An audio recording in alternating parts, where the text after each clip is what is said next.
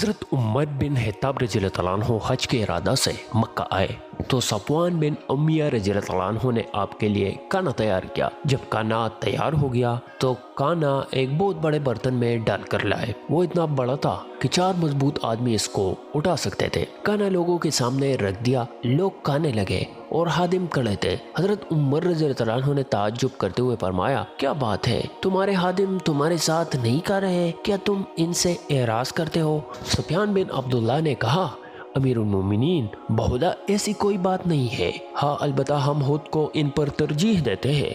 हज़रत उमर रज़ियल्लाहु अन्हु को शदीद गुस्सा आया। फरमाया कि अल्लाह ताला ऐसी कौम का सत्यानाश करे जो खुद को हादिमों पर तरजीह देते हैं। फिर हादिमों से फरमाया, बैठो और खाओ। चुनांचे हुदाम भी बैठ गए और अमीरुल मोमिनीन रज़ियल्लाहु अन्हु के साथ खाना खाने लगे।